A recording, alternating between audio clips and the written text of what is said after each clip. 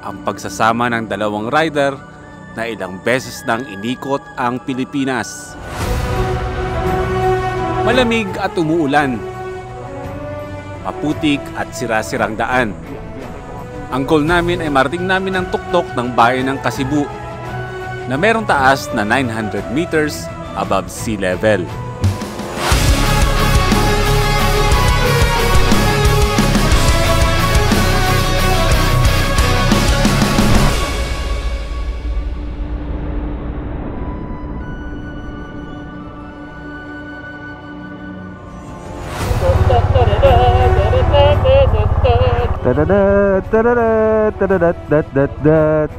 Okay, let's go, bro. Let's rock and roll the mountains of Nueva Vizcaya. Okay, let's go. You go first. Let's go. Alright, isang loop na gagawin natin kasama ang aking kaibigan na si Commander Daot, na lagi yung kino-comment na pareho kami ng motor. Oo, pareho talaga kami ng motor dahil kaibigan ko yan. Minsan lang kami magkasama nito at minsan lang ang pagkakataon na bumiyahe kami ng nakamotor na parehong motor. Suzuki V-Strom 250 SX na lagi na pagkakamalang big bike pero 250cc ito. Kaya kapag may mga nagpapabomba hindi kami bumobomba kasi baka ma-frustrate sila sa marinig nila. Ay, ba't gano'n walang bomba? Napaka-perfect ng panahon para sa gagawin naming moto adventure, pero hindi pa rin tayo sure kasi dito sa Nueva Vizcaya, araw-araw umuulan. Quezon, Kasibu, Bambang ang biyahe natin ngayon. Isang loop.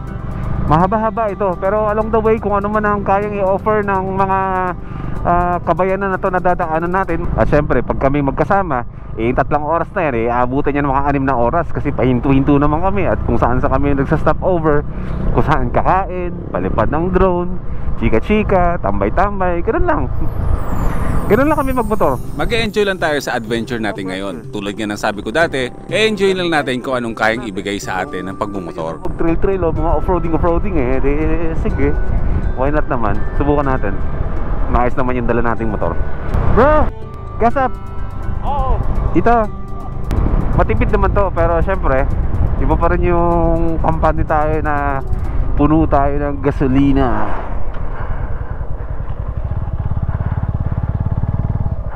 Tulad ng dati, para sa kapanatagan ng isipan, dapat palaging full tank. Dito, sunod ka lang sa akin. Pero hindi ako nakamaps. Wala akong mapa. Walang mapa? Oo, pero wala nang mapa-mapa. Paikot-ikot lang naman to dito sa Nueva Vizcaya. Hindi tayo mamawala niyan. Nasa Pilipinas lang naman tayo.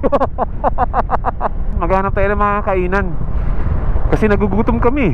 Tsaa lang, kape ang laman ng aming mga tiyan kanina. Tsaka sinadya naman talaga namin hindi kumain kasi nga aalis kami.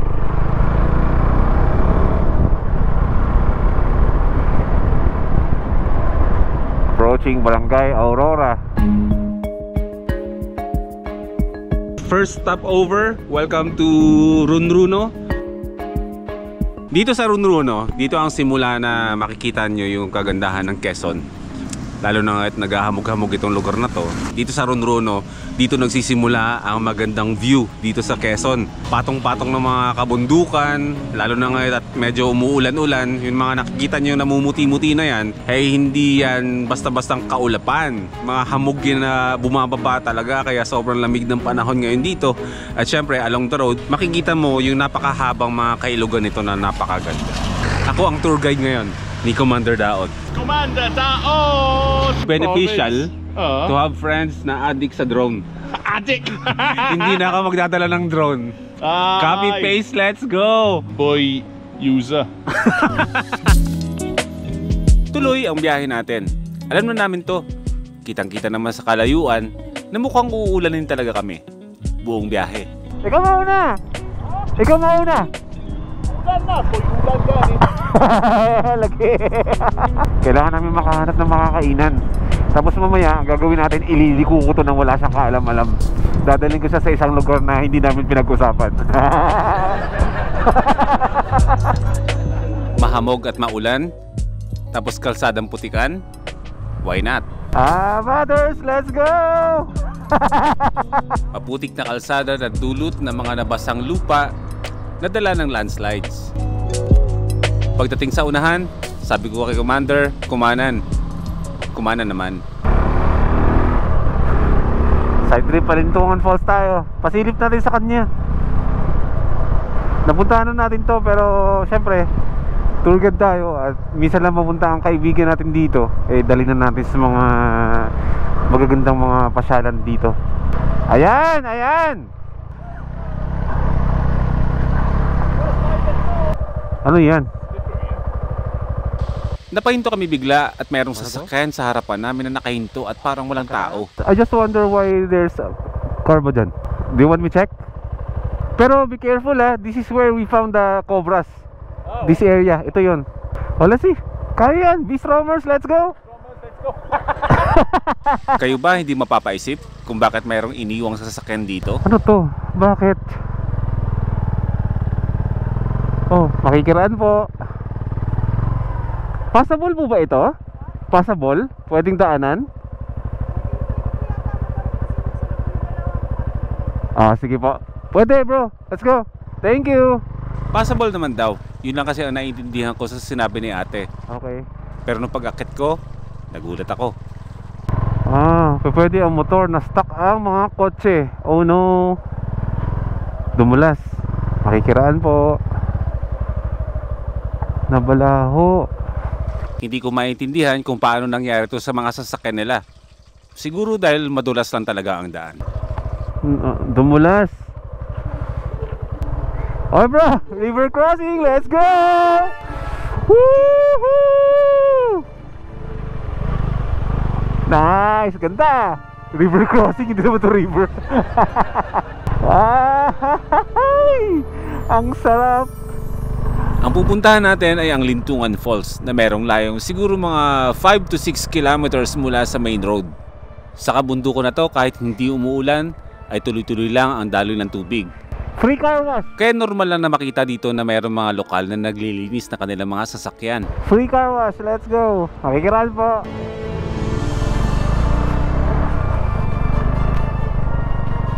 Andito na tayo. Kailangan lang natin mag-ingat kasi pababa ito at madulas ang semento.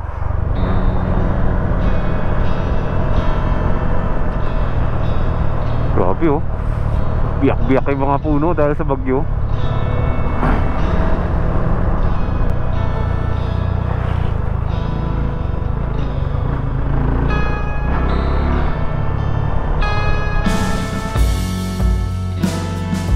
At narating na nga natin ang bukana na Lintungan Falls. Ay, delikado. Delikado. Uy, he's coming. Mabait yan. Sinalubong tayo niya kanina. So posibleng dito nang gagaling ang tubig na umaagos sa mga kailugan ng Quezon. Let's go. Tara, samahan mo kami dali. Ang bait nga niya. Okay, welcome to Lintungan Falls.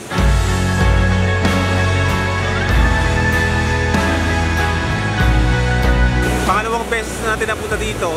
Ang lugar na ito ay pagmamayari dati ng mga igrot. At ito ay na-discover sa kanila ng mga ngaso, yung mga mountaineers na tinatawag, hanggang sa napangalanan ng Lintungan Falls ito.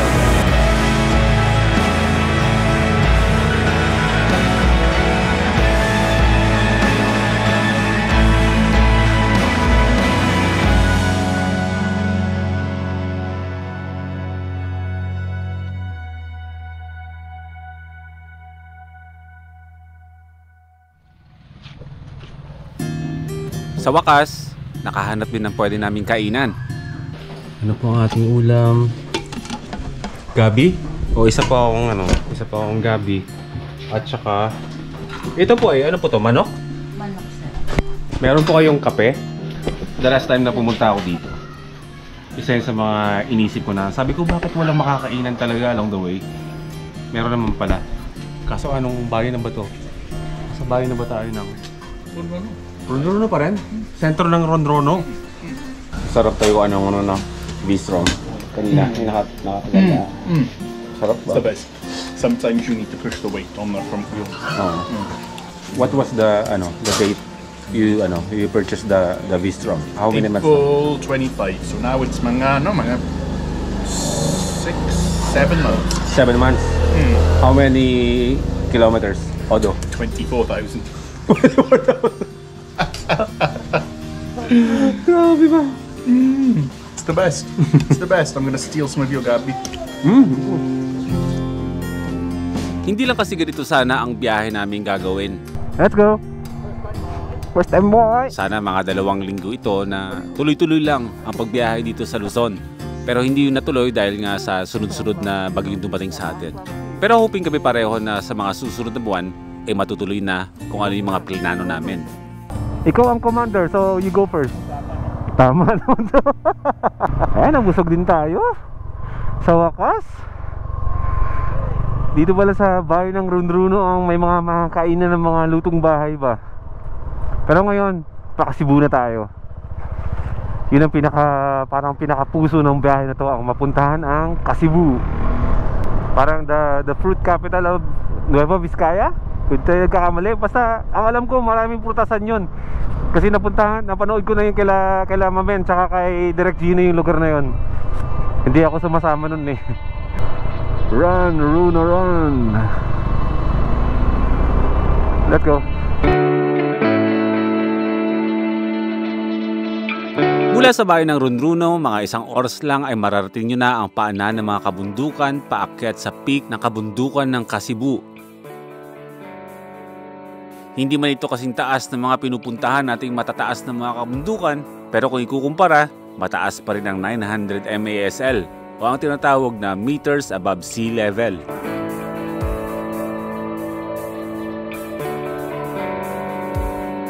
At ang temperatura dito, triplihin mo ang lamig sa kapatagan.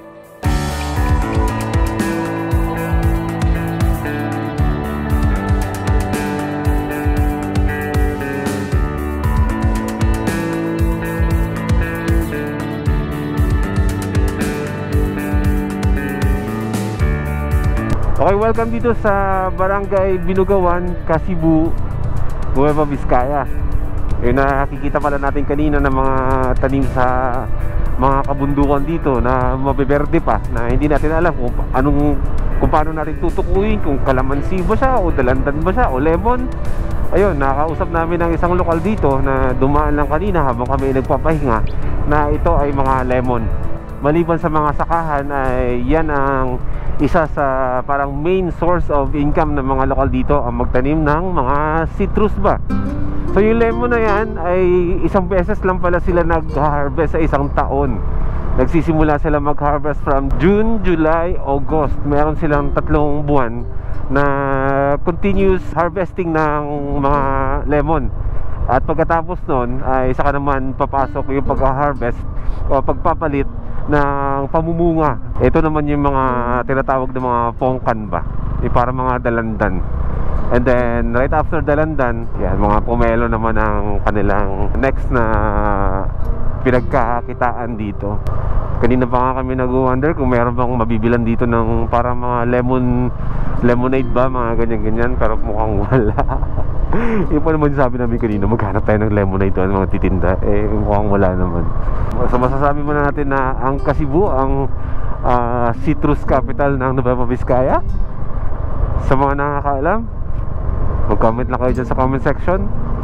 At hindi naman lahat, alam ko. Hello, sir. Mr. Drawer. Hello, sir. Ayun, dito ko po ilalagay po sa mga bags ko po. Pwede. Pababa ng kabundukan, meron kami nakitang isang farmer na kakahango lang ng kanyang mga bagong pitas na mga kamatis. Wait, parang meron po yata ako kanina. Yung cover ng... Ito pwede po ito. Fresh harvest ng mga kamatis sa kabundukan dito sa mga farm dito sa Kasibu. Opo, yung mga hinog na po kasi ilalagay din po namin yan sa itlog na maalat, ganyan. Malapit na tayo sa bayan ng Bambang. Huminto lang muna kami dito. At sakto nakita namin si Kuya dito. May mga naka-display dito ng mga fresh na mga kamatis. So alam na natin na ito ay dadalhin to sa bayan o sino mang buyer. Kumbaga parang from farm to sellers, ganyan. Pinapasa nila yan.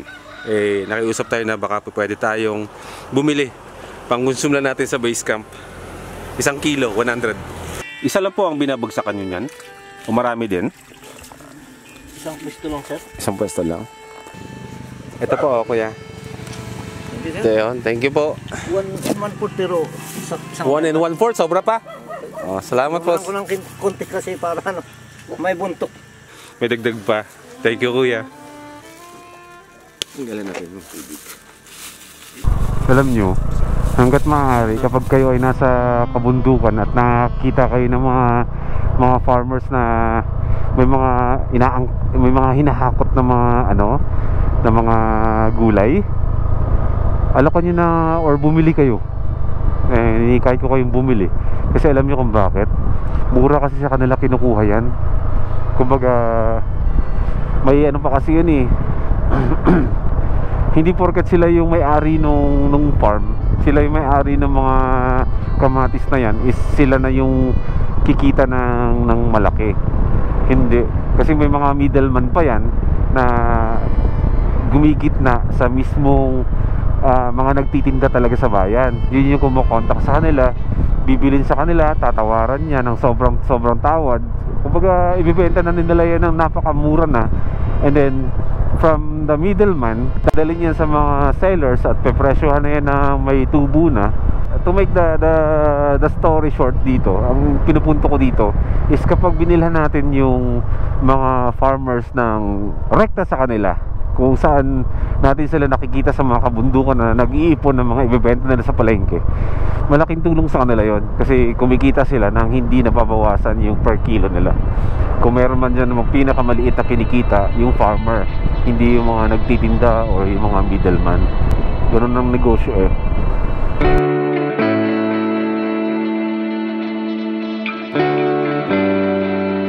At hanggang sa marating na namin ang pinakasentro o bayan ng Kasibu. Hindi man ganong kahabang biyahe, pero sulit na sulit naman. Matagal din na panahon na napahinga ako para gawin ang mga bagay na ganito. Masarap din pala sa pakiramdam na binabalikan mo rin kung ano yung mga ginagawa mo dati. At kahit alam ko na payapa na ang buhay ko sa mundo ng pagbavan life, paminsan-minsan, gagawin natin ito. Marami na tayong nagawa sa pagmumotor at wala na tayong kailangang patunayan pa. Pero maraming nakatakdang biyahe na nakamotor tayo. Kanina, nung paalis kami, tinignan namin sa mapa. Parang 3 oras lang yata pag dire-diretso ang biyahe mo. Pero kapag enjoy mo yung kagandahan ng dinadaanan mo, hindi sapat yung 3 hours eh. So sobra ka pa rin talaga eh. Talagang iba. Ang goal ko na lang ngayon sa pagmumotor, para makapasyal tayong lahat. Dadalhin tayo ng motor kung saan tayo magiging masaya. Ano ko yan, I'd say, shoutout, mabuhay ang lahat ng mga supporters ng mga Kaboy First Timers! First time boy! See you bro.